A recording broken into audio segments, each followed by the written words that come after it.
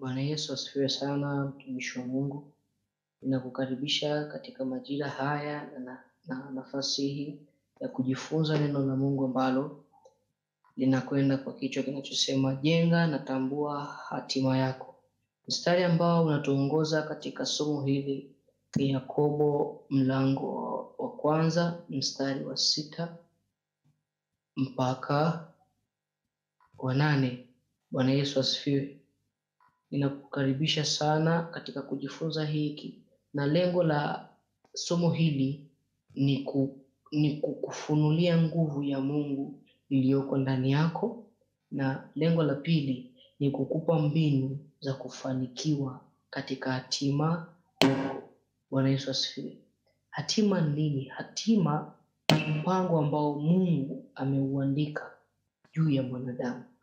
Tukirudi katika mstari wetu, tukisoma huu mstari unatuambia kwamba lakini anapoomba lazima aamini wala asiwe na shaka, kwa sababu mtu aliye na shaka ni kama wimbi la bahari lililochukuliwa na upepo na kutupwa huku na huku.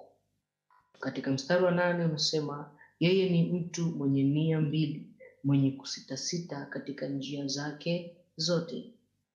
Hiyo ni Yohana wa kwanza mstari wa 6. Bwana Yesu asifiwe. Hatima ni nini? Hatima ni mpango ambao Mungu anao juu ya mtu na kumwezesha kuelewa sawa sawa na Mungu anavyotaka, au kumwezesha mtu kuenenda sawa sawa na mpango ambao ameandika Mungu.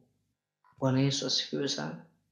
Sasa watu wengi huwa tunashindwa kuelewa kuwa hatuishi jinsi tunavyohitaji sisi, bali tunaishi sawasawa na Mungu anavyohitaji. Sasa ili uweze kuelewa namna ya kuishi sawasawa na Mungu anavyohitaji, ni lazima ukubali kujifunza mapenzi ambayo Mungu anayahitaji. Haya mapenzi ambayo Mungu anayahitaji ndiyo yatakayokuwezesha wewe na yatakayokusimamisha wewe katika kufanya na kujifunza sawasawa na mapenzi yake. Hakuna mtu ambaye anaishi sawasawa na mpango wake, bali neema ya Mungu ndiyo inayotuwezesha sisi kushinda. Neema ya Mungu ndiyo inayotusimamisha katika kushinda. Bwana Yesu asifiwe. Biblia inasema lakini anapoomba lazima aamini wala asiwe na shaka. Inatuambia ni kwamba kuna vitu vipo tayari. That's why hatutakiwi kuwa na mashaka. Hatima ya mwanadamu ni tayari ipo. Biblia inasema katika Yeremia, kabla sijakuumba nalikutambua na nikakutakasa, nikakutenga. Kwa hiyo Mungu anasema kabla wewe hujaanza kuishi hapa duniani, Mungu tayari amesha kujua wewe ni nani, anajua mpango wako, anajua namna ya kukufanya ukaishi, anakujua namna ya kukufanya ukastawi, anajua namna ya kukusimamisha katika mapenzi yake. Kwa hiyo hakuna namna ambapo utaishi pasina kufuata mapenzi ya Mungu. Mapenzi ya Mungu ndio atakayo kufanikisha.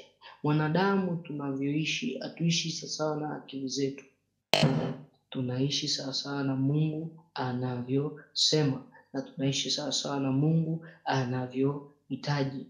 Kwa lazima ujifunze kukaa katikati ya hii hatima. Kwa lugha nyingine, kukaa katikati ya kusudi, kwa sababu kusudi la Mungu linalotafsiri wewe ni nani, unatoka wapi na unaenda wapi. Pasina kufanya hivi hautaweza kufanya sawasawa na mapenzi ambayo Mungu anayahitaji. Ni lazima ujifunze kukaa humu. Paulo anasema Mungu alinitenga tangu nikiwa tumboni mwa mama yangu na kuniweka wakfu kwa ajili ya kazi hii. Lakini ukimtazama Paulo alipozaliwa, hakuwa anaonekana ni mtu ambaye anayafanya na kufuata yale mapenzi ambayo Mungu anayataka.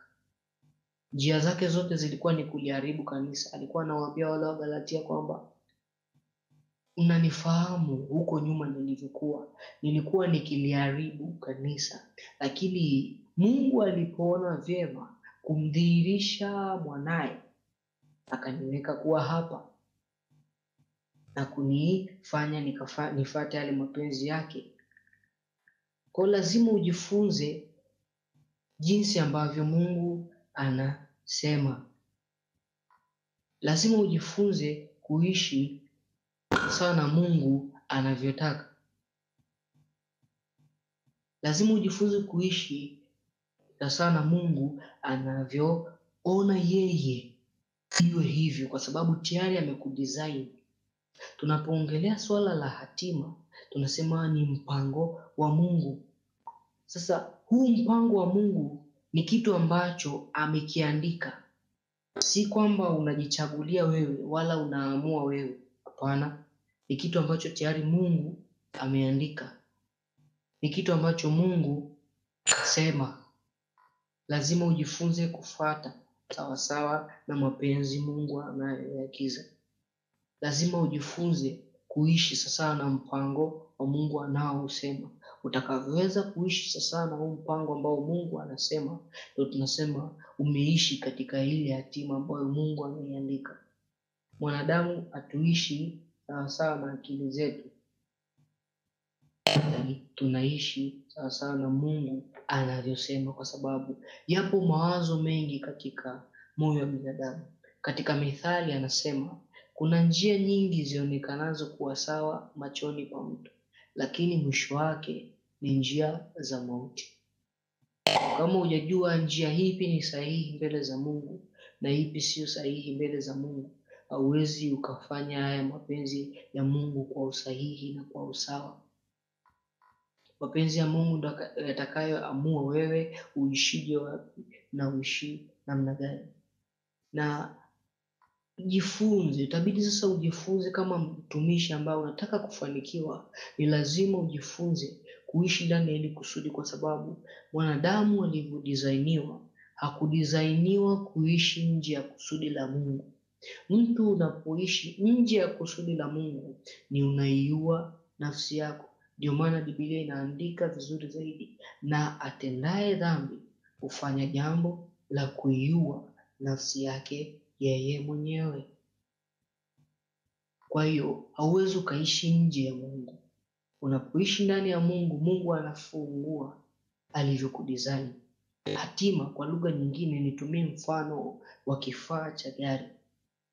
Hatima, ukitazama kifaa cha gari, mfano tairi. Tairi, hatuwezi tukachukua tairi tukaifanya ni tanki la mafuta, kwa sababu ilivyodesigniwa sio tanki la mafuta. Imedesigniwa kwa ajili ya kuwa tairi la gari. Sasa kama hauwezi kujua thamani ya tairi la gari, hauwezi ukajua faida ya tairi la gari. Na kama tairi la gari litatoka, uwe na uhakika gari lote halitaweza kutembea. Na hatuwezi tukabadilisha matumizi ya tairi la gari tukitegemea itafunction kama tunavyotaka. Hatuwezi tukaifanya tairi la gari kuwa engine, na hatuwezi tukafanya engine kuwa tairi la gari. Kwa hiyo kila kimoja ndani ya gari kilitengenezwa kwa kusudi maalum. Kiti kimewekwa kwa kusudi maalum. Hatuwezi tukageuza kiti cha gari kuwa msterling, na msterling hatuwezi tukafanya tairi. Kila moja imetengenezwa kwa kusudi maalum. Hata glachi ya breki, glachi ya mafuta na glachi ya gia, hivi vyote vitatu vimetengenezwa kwa kusudi maalum, na zimepewa uwezo tofauti tofauti, na zimeatachiwa kwenye makusudi maalum. Watumiaji wa gari watakuwa wanaelewa vizuri kabisa. Huwa pia zina tabia ya kutofautiana, hata shapes na ubora na ulaini na ugumu. Kutokana na nini? Kila moja imedesigniwa kwa kusudi na kazi maalum. Sasa ndivyo hivyo mwanadamu naye anafanya. Tumeandikiwa hatima fulani. Hii hatima huwezi ukaishi kwa kufuata misingi na mikakati ambayo unaikuta hapa duniani. Hatima yako hauwezi ukaishi na kufikia kusudi la kimungu kwa kufuata kitabu ambacho umekisoma darasani. Hii hatima inapatikana baada ya kukaa kwenye maombi sana, ukajifunza mipango ya Mungu, ukajifunza kusudi la Mungu, ukajifunza lile jambo ambalo Mungu yeye analitaka. Bwana Yesu asifiwe. Lazima ujifunze kukaa ndani ya kusudi ambalo Mungu yeye anataka. Ni lazima ujifunze kukaa ndani ya hatima ambayo Mungu anataka. Bwana Yesu asifiwe. Kila mmoja ameandikiwa wajibu wa kuja kufanya. Hakuna ambaye anafanya kitu sawasawa na akili yake. Hakuna ambaye anafanya jambo sawasawa na mapenzi yake. Kwa hiyo ukitaka kulifikia lile kusudi ambalo na hatima ambayo Mungu amekupa, lazima ujifunze kukaa ndani ya mapenzi ya Mungu. Haya mapenzi ya Mungu ndio yatakayo kuonesha na yatakayo kuchagulia ni namna gani uishi na namna gani uenende hapa duniani. Bwana Yesu asifiwe. Sasa inakuwaje watu wengi tunashindwa kufikia haya malengo na kufikia hili kusudi ambalo Mungu ametuwekea? Kitu ambacho kinatufelisha watu wengi, tukirudi katika huu mstari wa Yakobo 1:6, inasema huyu mtu na aombe. Sawa, na inatuambia aombe pasina kuwa na shaka, aombe katika imani. Sasa watu wengi huwa tunaomba, tunafuata sheria ya kwanza. Kweli tunaomba Mungu tujulishe kusudi ambalo umetuwekea, Mungu tujulishe mapenzi ambayo umetuitia, lakini huwa hatutambui nafasi ambayo inaendelea kwenye mstari, aombe pasina kuwa na shaka. Wengi tunaomba tukiwa mawazo mawili. Hata tukipewa wazo, hatuna uhakika na hilo wazo. Tunawaza vitu viwili kwa wakati mmoja. Bwana Yesu asifiwe. Mungu atupe kuelewa hili. Mungu atupe kuelewa hili sana. Ukisoma anatuambia huyu mtu na aombe. Kwa hiyo kama unataka kufikia lile hatima ambayo ipo ndani yako, ambayo Mungu amekuandikia, na hatima ndio nguvu ambayo ipo ndani yako kwa sababu imefichwa ndani ya mtu. Pasina neema ya Mungu, hii hatima haitaweza kuonekana. Ndio maana Paulo yeye alivyozaliwa, hatima yake ilifichwa, hakuweza kuelewa mpaka Yesu alipomtokea na kumbadilisha. Ndio anainuka kusema Mungu alipoona vyema kumdhihirisha mwana wake, akanipa wajibu wa kuhubiri. Lakini mwanzoni yeye alikuwa anaitumikia Torati na alikuwa anaona yuko sahihi, akiishi kama Farisayo. Kwa hiyo hatima ya mtu imefichwa, na ndio nguvu ya mtu. Kufanikiwa kwa mwanadamu kunategemeana na hatima ambayo Mungu amemwandikia. Kufanikiwa kwako kunategemeana na kiwango ambacho Mungu amekupa wewe kukifanya hapa duniani. Na kufanikiwa kwako kunategemeana na kiwango gani na faida umeileta katika lile kusudi ambalo Mungu amekupa. Kama hujafikia lile kusudi kama Mungu anavyotaka, basi uwe na uhakika hakuna mshahara. Biblia inasema vizuri katika Warumi, astahiliye mshahara ni yule anayefanya kazi. Kwa hiyo mshahara unatokea wapi? Baada ya kulitimiza lile kusudi la Mungu, baada ya kufikia ile hatima ambayo Mungu amekuambia na ukaiishi hiyo hatima. Na ndiyo nguvu ambayo ipo ndani yako. Namna ya kuipata hiyo nguvu, lazima uombe. Biblia inasema hivi, na huyu mtu lakini aombapo lazima aamini. Kwa hiyo kama ili aombapo lazima aamini, kwa lugha nyingine nasema lazima huyu mtu ajifunze kuomba mpaka ile hatima yake ifike, na awe na imani asiwe ni mtu mwenye mashaka.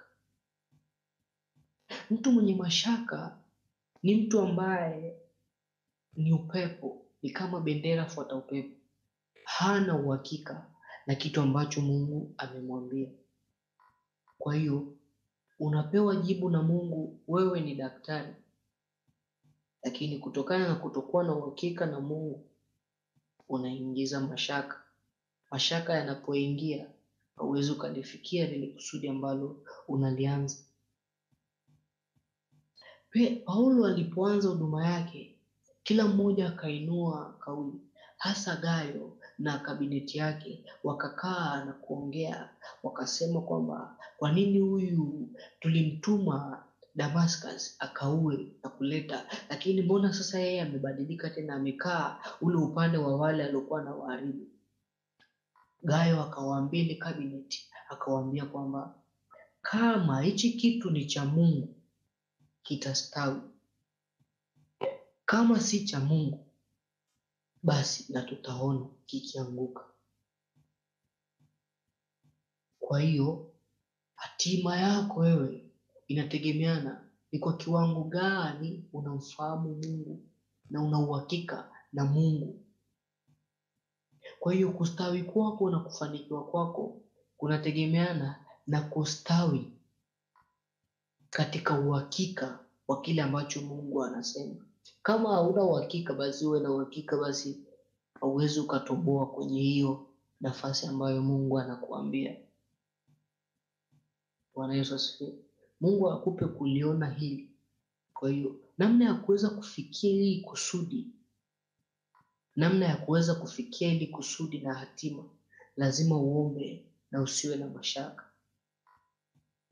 Sasa the problem is, watu tunapoanza kuomba, tunapoanza kutendea kazi, tunapata mawazo mawili. Ngoja nikupe mfano huu. Kwa mfano, ukiwa una mpango wa kununua gari sasa hivi, au ukiwa una mpango wa kununua simu sasa hivi, chochote kile ambacho unataka kukifanya, au unatumia mfano wa biashara, maana wengi sana tunapataga changamoto hapa.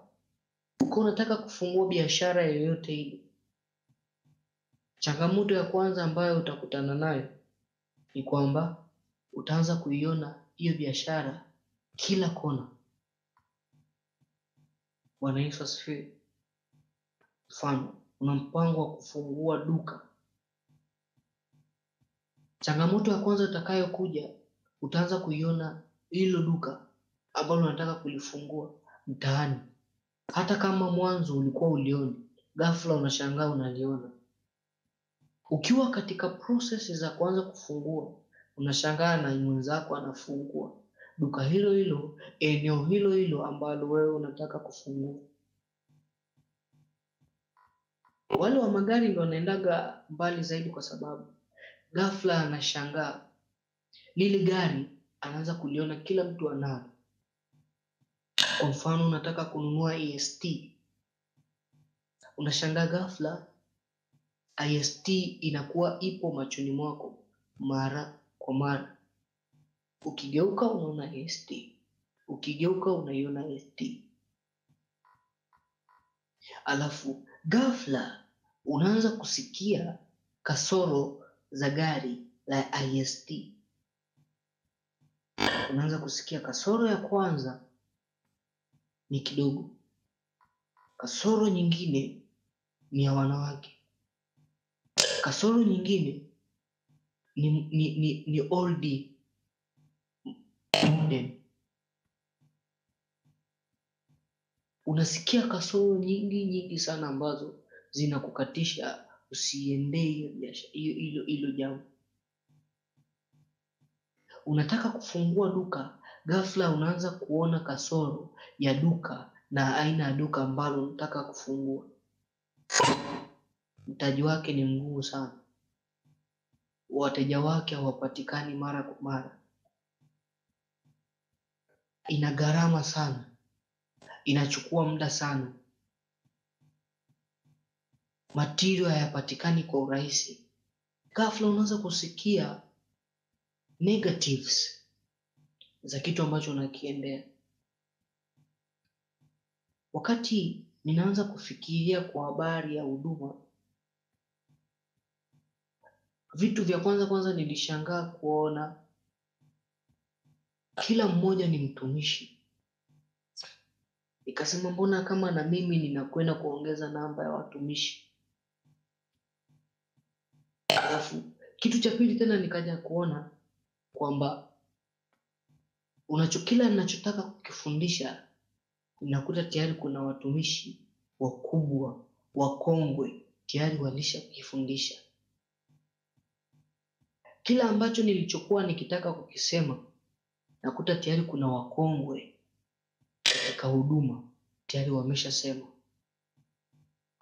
Kwa hiyo kauli iliyokuja juu yangu inaniambia hauwezi ukaenda kufundisha, kwa sababu kila ulichonacho kukifundisha tayari wote wameshafundisha.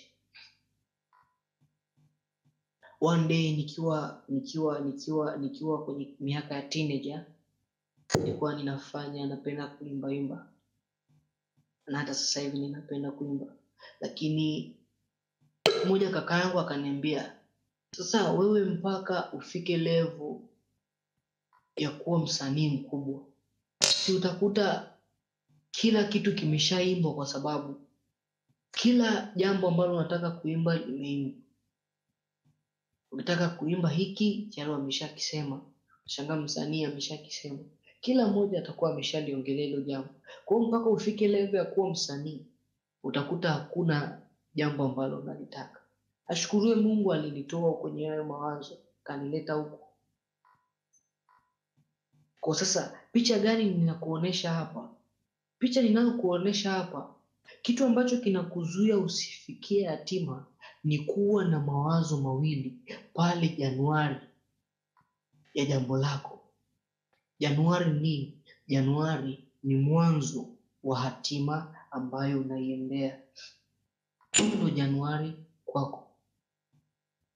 Ndio maana mstari wa 8 inatuambia yeye ni mtu mwenye nia mbili.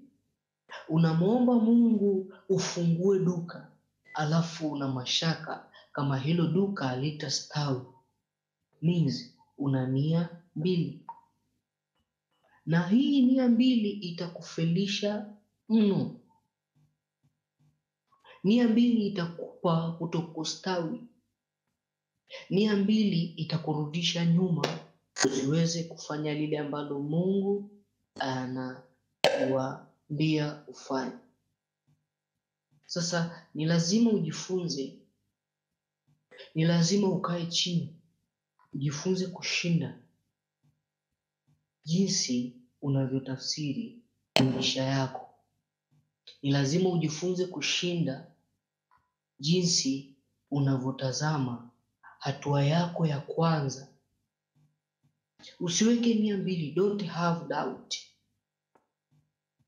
Kuna watu tumeanza kuogopa biashara pale ambapo tulipofikiria kuanza biashara. Kuna mtu ameogopa kuendelea kusoma pale ambapo amefikiria kwenda kuanza kusoma. Kwa lugha nyingine, anatafuta station ya redio ya, let's say, anatafuta channel ya ITV.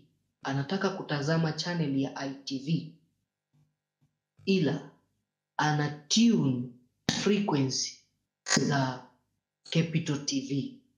Automatic mtu huyu atapishana na kusudi ambalo Mungu anampa, kusudi ambalo Mungu ameliandika.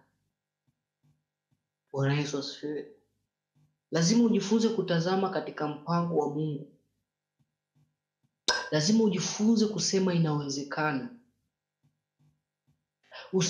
Usiweke akili yako kutazama lile kusudi ambalo Mungu amekusemesha, ukawa una mipango na furaha kubwa na ukaona ushindi, alafu pale ambapo unataka kuanza unaanza kutune frequency za doubt, mashaka. Unaanza kuona mashaka. Imani ambayo imekuchukua wewe ikakufanya ukapiga magoti chumbani kwako, ukapiga magoti kanisani, ukalia na Mungu akupe biashara, hiyo imani inatakiwa iwepo mpaka biashara yako itakapostawi, hata kazi ya huduma ambayo Mungu amekuitia ikastawi na kukua. Usianze na imani inawezekana, ila unapoanza ile imani inapotea. Usiwe mtu wa design hiyo. Lazima ujifunze kutune akili yako ifanane sawasawa na mpango wa Mungu. Biblia inasema aombapo asiwe na mashaka. Ni kama mtu apeperushwapo na upepo, ni kama wimbi la bahari linalochukuliwa na upepo na kutupwa huku na huku. Unapokosa kuwa na msimamo mmoja, unakuwa unatupwa huku na huku, kwa sababu haujui ni kipi sahihi ufanye na kipi sio sahihi usifanye. Bwana Yesu asifiwe. Na ndio namna ambayo pekee itakayokuwezesha wewe kufikia lile kusudi. Ndio namna pekee ambayo wewe utaweza kufika kwenye hatima ambayo Mungu anakusemesha, hatima ambayo Mungu amekuandikia, hatima ambayo Mungu amekuitia. Ukiwa ni mtu wa kusikiliza huku alafu unageuka upande wa kushoto, hautaweza kufikia ile hatima, ndugu yangu. Lazima uamue kwamba Mungu ameniita kuwa mtumishi. Ukawa una uhakika na koli ambayo Mungu ameiachilia juu yako, basi simama. Usiwe bendera kufuata upepo. Usiwe na nia mbili. Usiwe na nia mbili. Yesu wakati anaenda msalabani, pasina maombi ndio aliyomsaidia Yesu kushinda, kwa sababu tayari ndani yake iliinuka nia mbili. Moyoni mwake anadhamiria kwenda msalabani, ila akili yake na mwili wake vinadhamiria msalaba umwepuke. Ndio maana nawaambia wanafunzi wake, mwili hu radhi, lakini nafsi yangu iradhi, lakini mwili ni dhaifu. Roho iradhi, lakini mwili ni dhaifu. Kwa nini ni dhaifu? Tayari kuna nia mbili katikati. Anadhamiria kuiokoa ulimwengu, lakini ametune kwenye frequency za kuogopa mauti. Huyu ni Yesu. Amekuja kutoka mbinguni na analijua hilo kusudi kwamba mimi nimeshuka kutoka kwa Baba kuja kukomboa ulimwengu. Nimeitwa kama mtetezi wa ulimwengu. Sasa nimefika kuwa mtetezi wa ulimwengu, tayari mawazo na fikra mbili zimeinuka juu yangu. Nia ya pili ilikuwa ina nia ya kuharibu. Kwa lazima ujifunze kukaa kwenye nia ambayo Mungu amekusimamishia. Mungu amekuandikia ufanikiwe katika udaktari. Simama kwenye udaktari.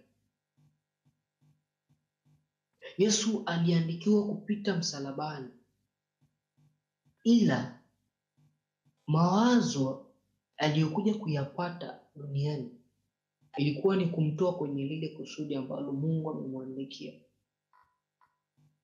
Wengine hapo mna wito wa kuwa watu wakubwa, kuwa waziri, wabunge, maraisi, madaktari wakubwa, washauri na kadhalika.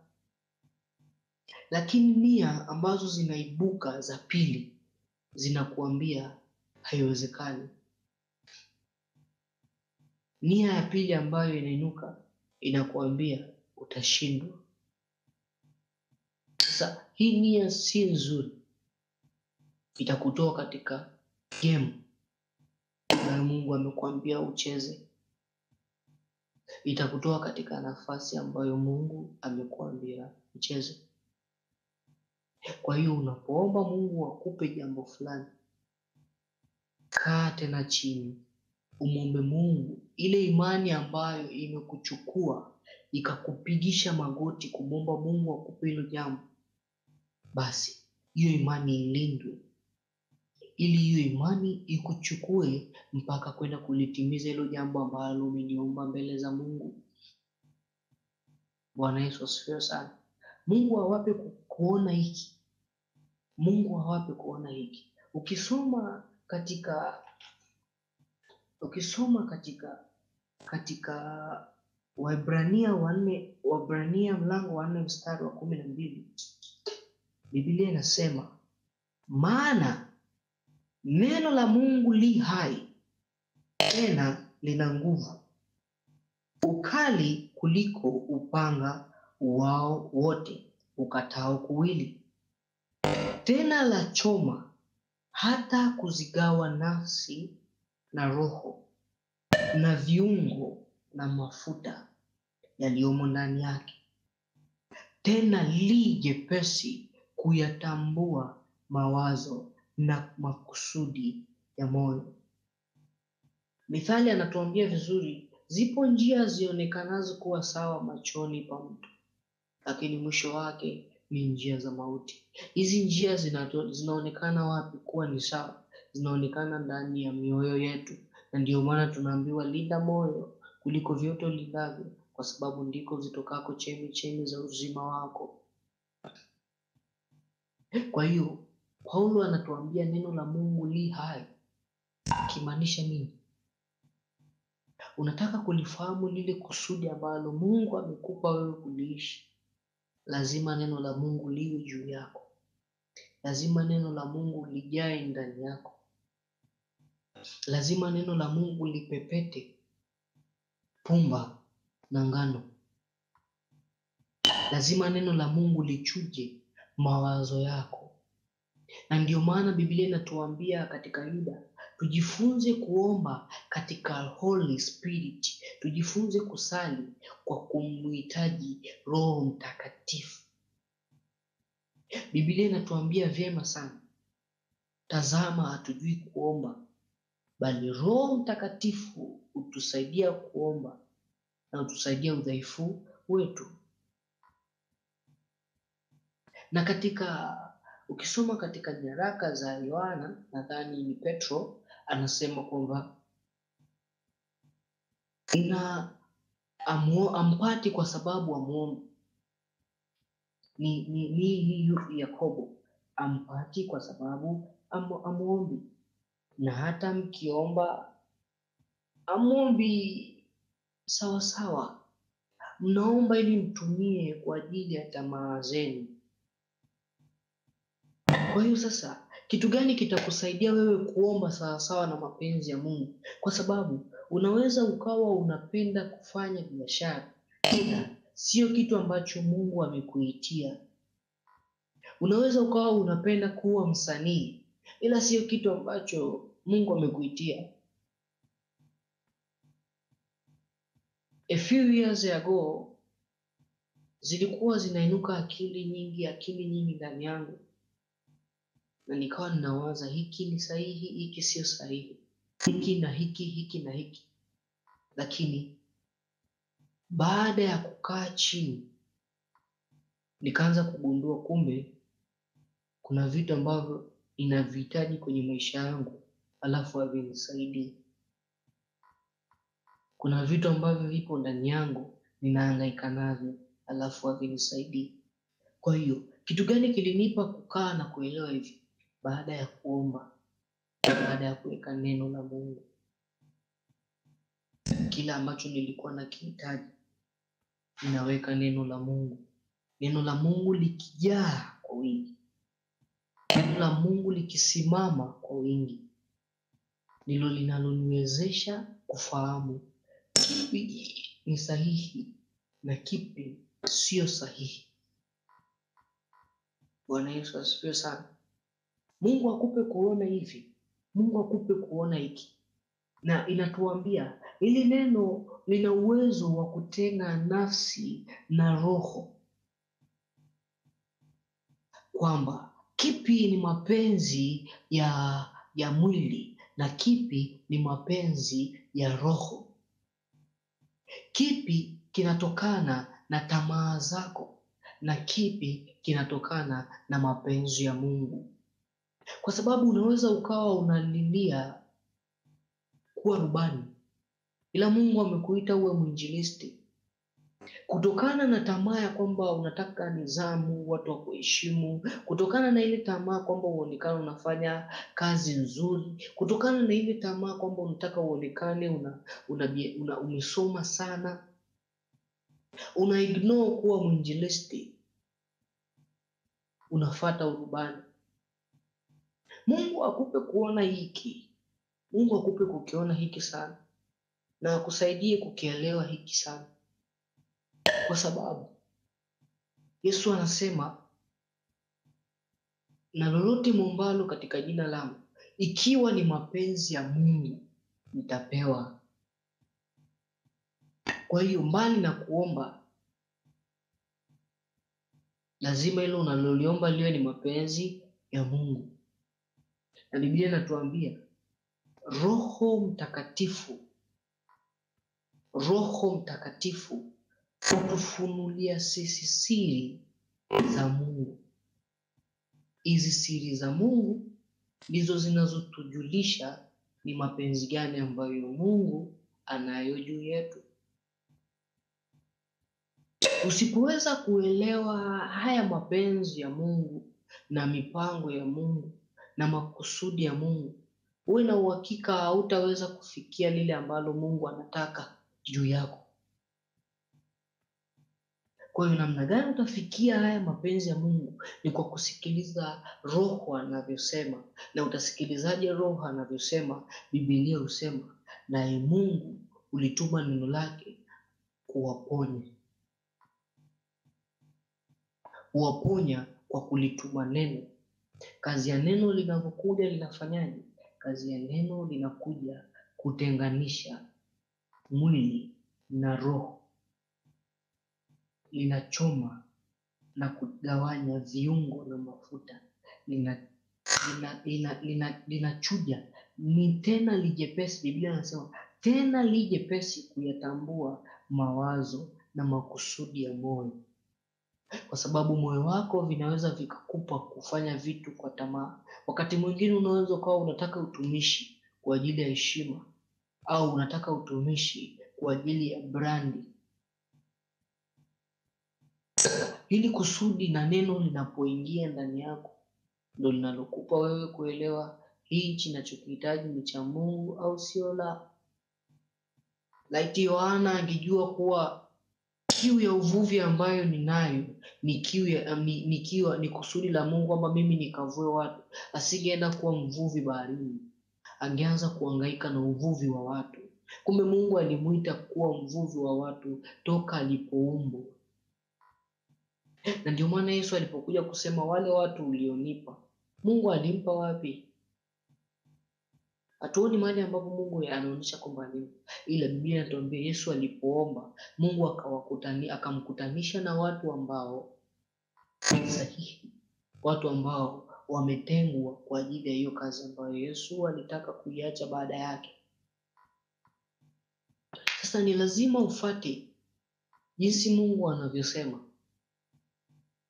Unajuaje? Kukaa ndani ya neno. Sikiliza neno linasemaje. Soma Biblia yako vizuri. Sema na Mungu. Kuna nafasi ambazo Mungu atakupitisha ujifunze.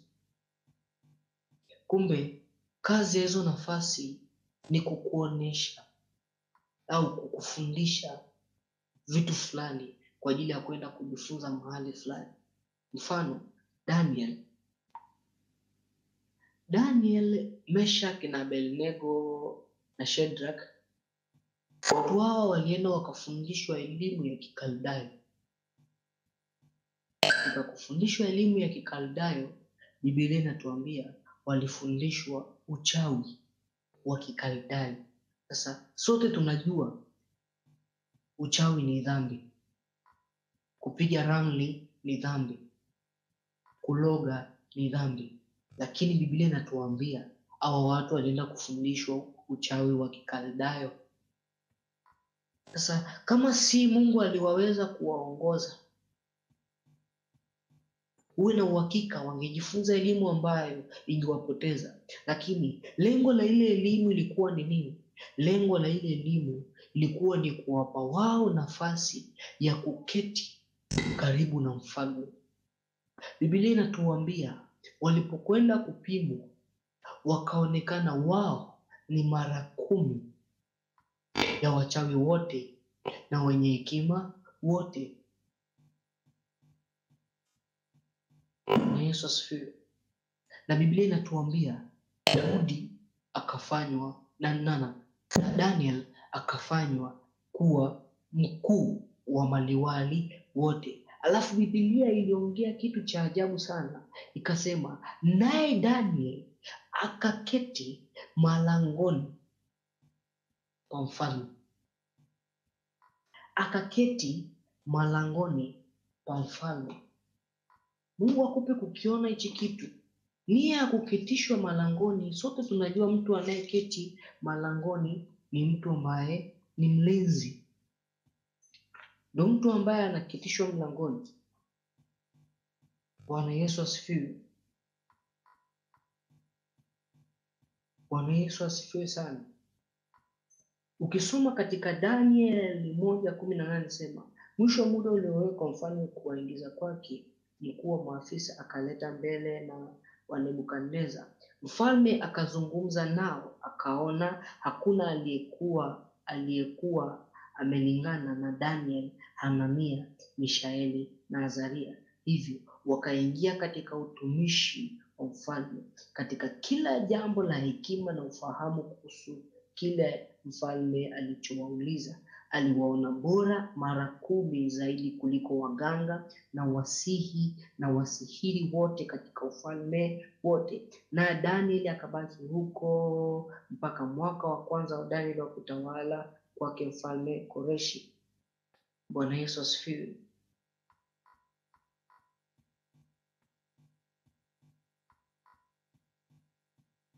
Nilitamani nipate huo mstari, lakini ninaomba radhi hapa. Ila Biblia inasema dhahiri, nadhani nitawaandikia baada ya somo hili huo mstari unapotoka. Daniel aliketi malangoni. Kazi ya kuketi malangoni ni kwamba waone kitu chochote ambacho kitaingia kwa mfalme ambacho sio sahihi. Kwa hiyo kazi yao haikuwa kuja kuwa liwali. Kazi yao ilikuwa ni kulinda vitu vinavyoingia kwa mfalme, kwa sababu vitu ambavyo vitaingia kwa mfalme vitawanyonga wana wa Israeli. Kwa sababu kama ikiingia chuki kwa mfalme, mfalme anaweza akaenda akawalipiza wana wa Israeli akawatesa. Kwa hiyo wana wa Daniel na wenzake waliwekwa kwenye malango na Mungu kulinda kitu chochote ambacho sicho kizuri kuingia kwenye ufalme. Mfalme asipewe ushauri ambao sio. Mungu akupe kukiona hiki. Ila ukitazama elimu aliyofundishwa ni elimu ya kichawi na kiganga. Lakini kusudi la Mungu lilikuwa ni kuwaketisha pale malangoni. Kwa sasa kama hautaweza kukaa katika maombi na kumuuliza Mungu mipango na nia zake, uwe na uhakika kwamba hautaweza kuelewa lile kusudi ambalo Mungu anasema. Lazima ukae na neno la Mungu likusaidie kutenganisha tamaa yako na mpango wa Mungu. Ikusaidie kutenganisha kusudi ambalo Mungu amelisema na kusudi ambalo wewe unalo. Kwa sababu ni dhambi sana kufanya kitu sahihi ambacho hakimpendezi Mungu. Tunasoma Sauli, kitu kilichomfanya akagombana na Mungu lilikuwa ni wazo la kusema kwamba tumebeba kondoo hao kwa ajili ya sadaka. Lakini Mungu alikataza akasema, ua wote, usibakize hata mmoja. Ila yeye alikuwa na wazo zuri kwamba tubebe hawa kondoo kwa ajili ya sadaka. Lilikuwa ni jambo zuri kibinadamu, ila kimungu ilikuwa ni dhambi ya kumfanya Mungu kumchukia na kumkataa Sauli. Kwa lazima ujifunze kufuata haya mapenzi ya Mungu. Bwana Yesu asifiwe sana. Mungu akupe kukiona hiki kitu. Mungu akupe na akusaidie sana kuona jinsi ya kukaa katika mapenzi yake. Usiseme kwamba mimi sina hamu ya kusoma Biblia. Hapana. Yapo mafundisho kama haya. Chukua nafasi, jifunze. Sema na watumishi wa kuelekeze. Huduma hii tunatoa nafasi ya ushauri. Unaweza ukauliza, unaweza ukatuma maombi kupitia namba ambazo zipo kwenye description ya huduma hii. Mungu akusaidie sana kuelewa zaidi na zaidi na zaidi. Kama unataka kufanikiwa, lazima ulijue kwanza kusudi na hatima ambayo Mungu amekupa. Na Mungu akupe kuona haya. Kwa sababu pasina kuona haya, wewe na uhakika hutaweza kufikia ile kusudi ambalo Bwana Mungu amekuandikia. Bwana Yesu asifiwe sana. Mungu atukuzwe sana. Kwa hiyo, inachukua nafasi hii kukuonesha somo hili. Jinsi gani hatima yako, ndani yako wewe, kuna vitu vikubwa sana. Na hutaweza kuvifikia hivi vitu kama hujakaa ndani ya Mungu. Lazima ujifunze kukaa ndani ya Mungu. Lazima ujifunze kujijaza neno la Mungu. Lazima ujifunze kushiba kweli ya Mungu. Lazima ujifunze kusikuomba sana, kwa sababu vitu vyote vinakuja kwa kuomba. Biblia inasema na namna hii haiwezekani isipokuwa kwa kusali na kuomba. Kwa hiyo jioni ya leo, ondoka na hili moja, sema kwamba Mungu, ninakuhitaji unifunulie kusudi ambalo umeliandika juu yangu. Sema na Mungu akuoneshe mpango ambao amekufunulia na amekuongoza. Bwana Yesu asifiwe sana. Mungu akupe kuona haya. Mungu akupe kuona haya, mtumishi wa Mungu. Na ni maombi yangu kila mmoja ambaye anasikiliza, Mungu ampe kuona haya. Na aone katika upeo ambao Mungu amekusudia. Yesu awasaidie sana kulielewa somo hili, na awasaidie sana kukaa katika maombi ambayo yatakufungulia kusudi na hatima ya Mungu, na akusaidie sana kukujulisha mpango ambao Mungu yeye anao, na akuwezeshe kusoma, kwa sababu kusoma nako Biblia tena inahitaji nguvu ya kimbingu, kwa sababu ni vita kusoma Biblia. Unaweza ukapata muda wa kuscroll TikTok, ukapata muda wa kucheka kwenye video za TikTok, lisaa likakata, GB moja ya shilingi 3,000 ikaisha, lakini usipate nusu saa ya kusoma Biblia mistari 5. Kwa hiyo ni vita ambayo shetani anaiweka kuzuia wana wa Mungu kutambua mipango na kusudi zao. Kuanzia leo anza kujijaza neno la Mungu. Unahitaji kupata mwongozo, tuma ujumbe wako kupitia inbox ya namba ambazo zipo kwenye description. Unaweza ukatuma ujumbe au kupitia ujumbe wa kawaida au WhatsApp kupitia namba zilizopo kwenye description ya channel hii ya grupu hili. Mungu awape sana kuona hivi vitu. Mungu akupe sana kuona. Kwa hiyo jioni ya leo ni kuacha na tafakari hii ya kumwomba Mungu akufunulie hatima na kusudi ambalo ameliandika juu ya maisha yako. Mungu akuwezeshe sana kuona mapenzi yake, na akusaidia sana jioni ya leo kutafakari sawasawa na utukufu wa Mungu. Naye Mungu wa mbinguni akufunulie sawasawa na mapenzi yake. Yesu, ninakushukuru kwa fadhili zako, ninakushukuru kwa majira haya na nafasi hii ya jioni ambayo Mungu umetupa kujifunza na kufundishana kusudi na hatima ambayo Bwana wewe Mungu umetuitia. Tunaomba neema yako na fadhili zako zisiache kusimama juu yetu. Nguvu zako zisiache kuzungumza nasi. Tuwezeshe kwa wingi wa fadhili zako kuelewa na kuona mapenzi yako. Tupe neema ya kujaa neno lako. Tupe neema ya kutafakari kweli yako. Tupe neema ya kulijua kusudi lako. Tufunulie kama Mungu ulivyofunua wale wanafunzi wa Yesu kumjua Yesu. Tunaomba basi nasi utufunulie neema ya kukujua wewe Mungu na kufuata yale yaliyo mapenzi yako. Ni katika jina la Yesu Kristo nikiomba na kushukuru. Amen. Ninawaacha na amani ya Yesu Kristo iwafunike usiku huu. Niwatakie wakati mwema. Niwakaribishe kwa ibada ya kesho. Muda ni saa 4. Mungu awasaidie sana kutafakari neno lake. Amen.